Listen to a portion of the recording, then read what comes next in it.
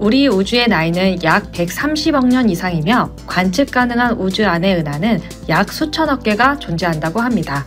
또한 우리 은하에만 수천억 개의 별이 존재하고 그 안에는 약 수백억 개의 생명체 거주 가능한 행성이 있습니다. 심지어 이렇게 상상할 수 없이 크고 넓은 우주가 하나가 아니라 여러 개라는 다중 우주론도 수많은 과학자들에게 지지를 받고 있습니다. 과연 이런 무한한 우주나 다중 우주의 모든 것을 제어할 수 있는 외계 우주 문명이 존재 가능할까요? 가능하다면 그들은 과연 어떤 존재들일까요?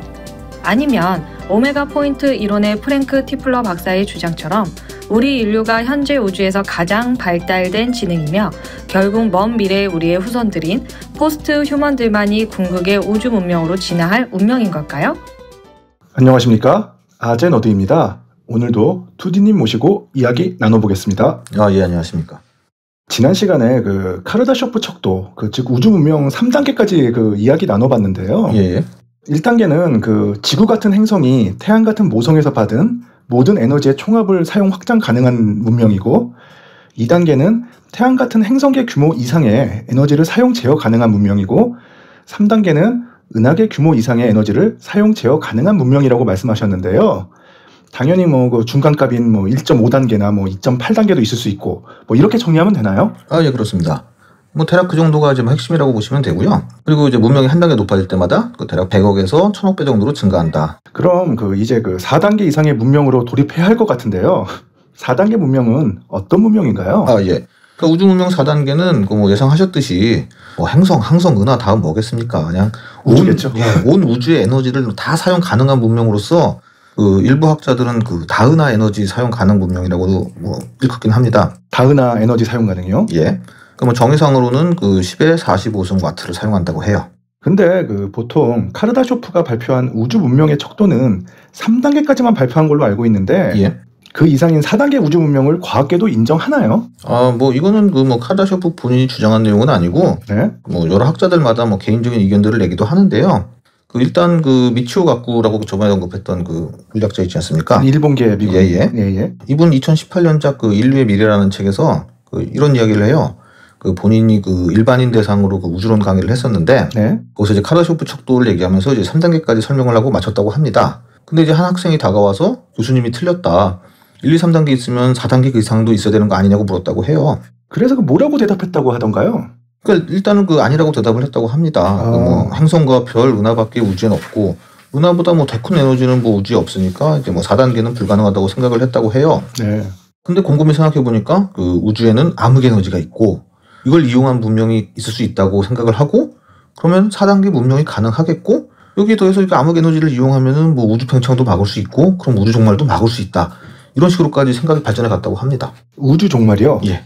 보통 SF나 이런 거 보면 넘사벽의 존재가 등장하거나 병기가 등장해서 우주를 파괴하는 경우가 있긴 한데, 현대 과학계도 우주에 종말 시나리오가 있나 봐요?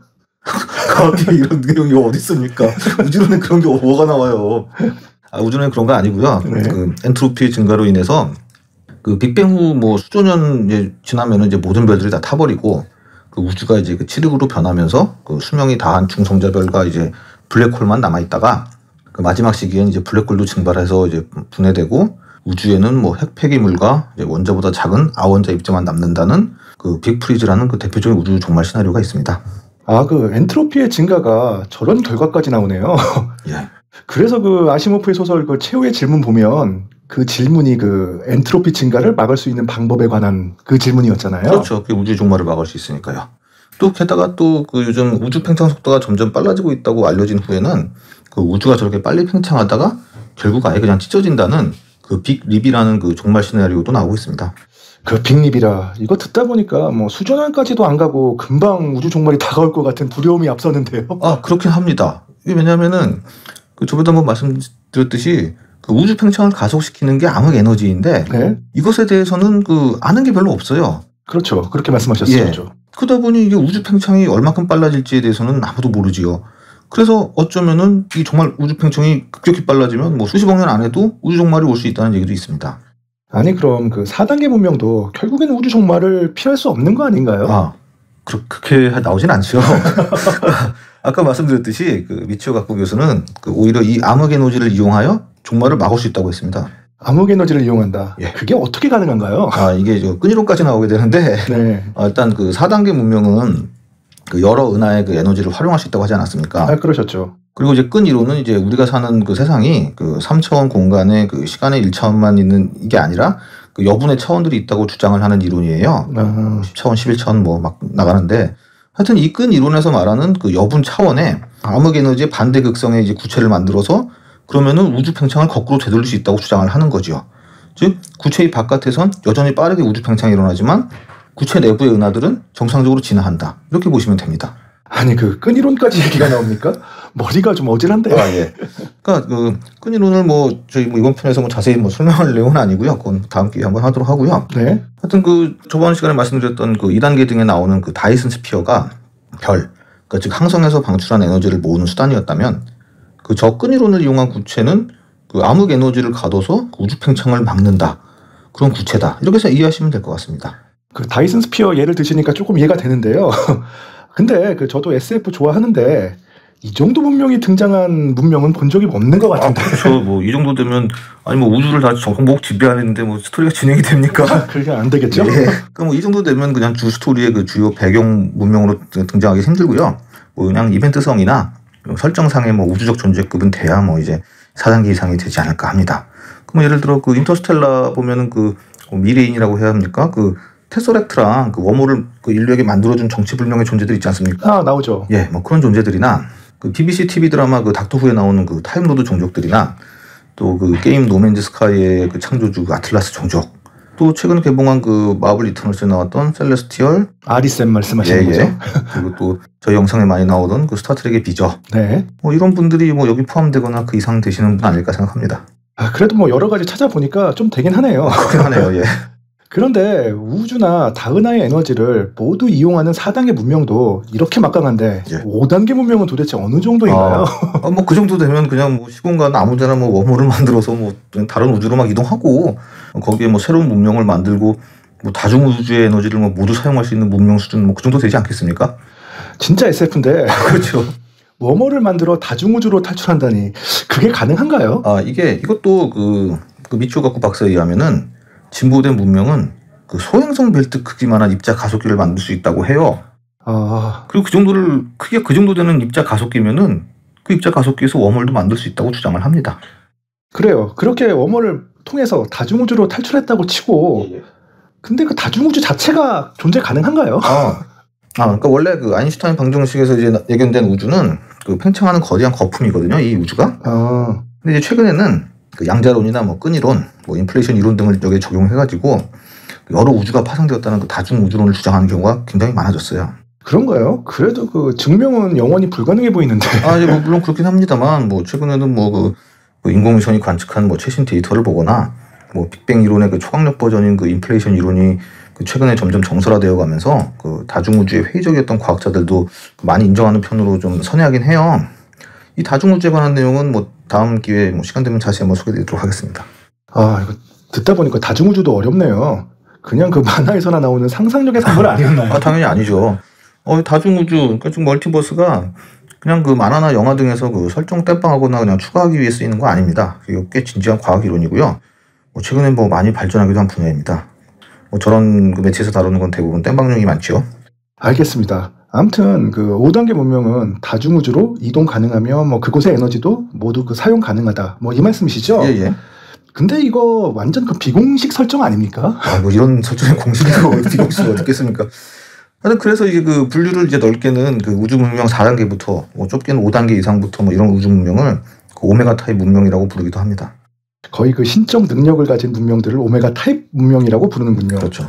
근데 그 5단계 이상이라고 하면 뭐 그 이상도 존재할 수 있다는 말씀이시네요? 그렇습니다. 그러니까 보통 이제 5단계가 그 다중우주 문명이면 그 6단계는 그 또 다중우주의 집합인 또 메가버스 문명. 또 이제 뭐 7단계는 또 뭐 무한 우주들의 총 집합의 뭐 차원들을 더한 옴니버스 문명. 뭐 어떤 곳에서 또 이거 하이퍼버스라고도 부르고요. 뭐 8단계 이상부터는 뭐 그냥 비욘드 뒤에 막 우주 붙여서 그냥 계속 막 그렇게 갑니다.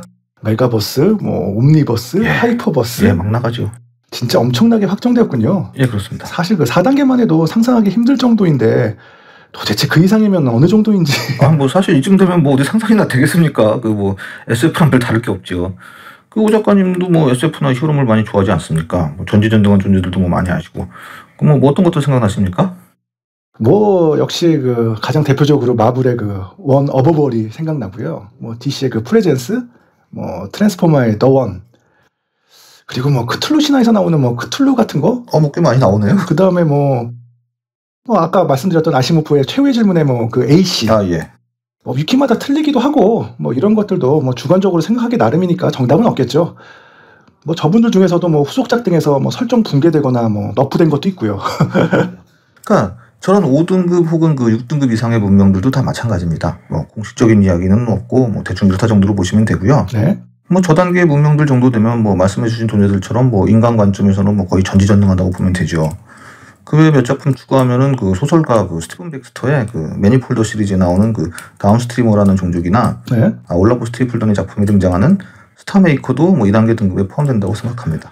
스타메이커는 많이 들어본 것 같은데 스티븐 백스터, 뭐 올리버 스테이플던 좀 생소한 SF 작가 이름이네요. 이 스티븐 백스터는 그 유명한 그 H.G. 웰스의 영향을 받은 영국 작가인데요. 그 우주전쟁이랑 그 타임머신의 작가 말씀하시는 거죠? 예, 맞습니다. 그러니까 현재도 활동 중인 작가고 그 웰스 재단의 부회장이기도 하고요. 그 H.G. 웰스의 그 타임머신의 그 공식적인 속편 그 타임십이라는 작품을 쓰기도 했어요. 그 저 매니폴더 시리즈에 등장하는 그 다운스트리머라는 종족은 그 또로 이제 발달된 문명을 가진 그 인류의 후손인데요. 뭐 하이퍼 포스트 휴먼이라고도 부르는데 그 뭐 현실이나 뭐 시공간 조작, 심지어 우주 창조까지 가능한 종족입니다. 완벽히 그 타입 오메가 문명에 부합하는 문명이네요. 그럼 그 올라브 스테이플던은 어떤 사람이죠? 예, 이분도 영국 분인데요. 이분은 좀 오래된 그 무려 19세기에 태어나신 작가분입니다. 오래됐네요. 예. 그 이분이 그 1930년대 그 집필한 작품 그 스타메이커에선 그 주인공이 그 몸은 지구에 남아 있고 의식만 우주로 날아가 여러 우주 문명들을 만나는데요.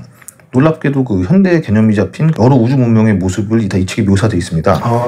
가령 그 뭐 하이브라고 하는 그 정신적 네트워크로 연결되어 있는 그 집단 공동 의식을 그 사용하는 문명 같은 것도 나오고요. 그 스타트rek의 그 보그랑 좀 비슷한 것 같은데.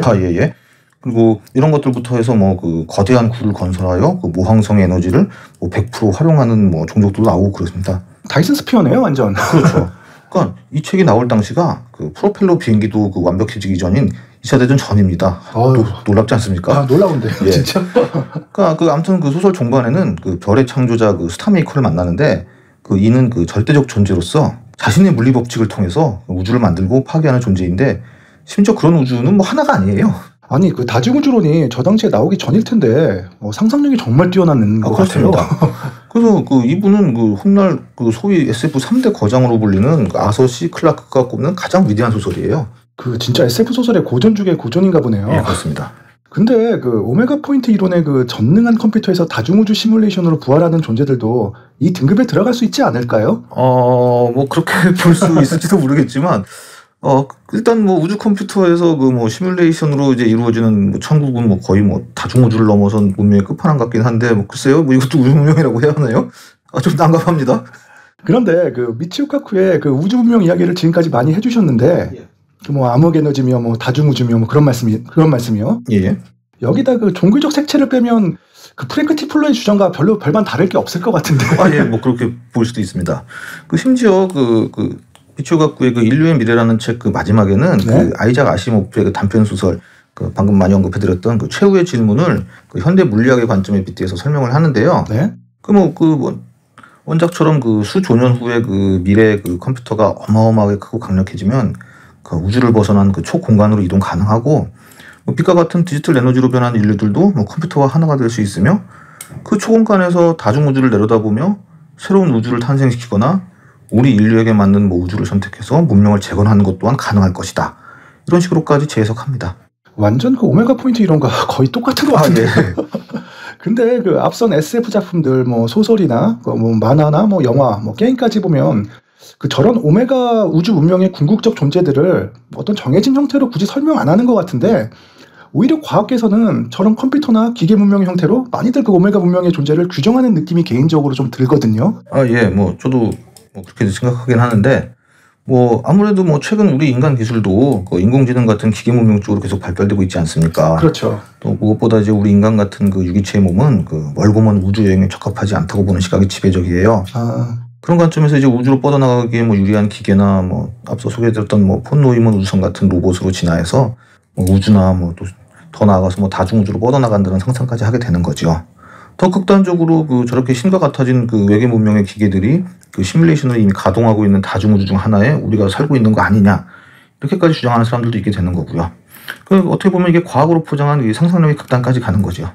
차라리 그 외계 문명의 부정적인 그 프랭크 티플러 같은 과학자가 주장하는 오메가 포인트 이론처럼 차라리 먼 미래 인류의 후손인 그 포스트 휴먼들이 구동하는 시뮬레이션 우주에서 부활하는 게 차라리 더 나을 것 같아요. 뭐 그렇게 됩니까? 뭐 제가 보면 그럴 것 같은데 아무튼 뭐 정답은 없죠. 뭐 다들 관점이 다를 수 있는 거니까요. 잘 알겠습니다. 이제 그 우주 문명의 오메가 레벨에 관한 이야기는 그 이쯤에서 정리하기로 하고요. 그 다른 과학자들도 그 나름의 그 우주 문명의 척도를 개발한 것들이 있다고 들었는데. 예, 그런 것들이 있습니다. 그 또 오늘 뭐 4단계 이상의 오메가 타입 문명에 관한 이야기가 길어지다 보니까 그것은 뭐 다음 시간에 설명드리도록 하겠습니다. 잘 알겠습니다. 그렇게 해주시고요. 오늘은 그 우주 문명의 고차원 단계인 오메가 문명에 관한 여러 이야기를 한번 나누어 봤습니다. 좋아요와 구독 좀 많이 눌러주시고요. 다음 시간에 더 재미있는 영상으로 찾아뵙겠습니다. 시청해주셔서 감사합니다. 아제너드였습니다. 감사합니다. 자, 영상 유익하게 감상하셨는지요? 다음 시간에 더 재미있고 유익한 영상으로 찾아뵐 것을 약속드리며 좋아요와 구독 부탁드리겠습니다. 지금까지 아제너드였습니다. 편안한 일상 되세요.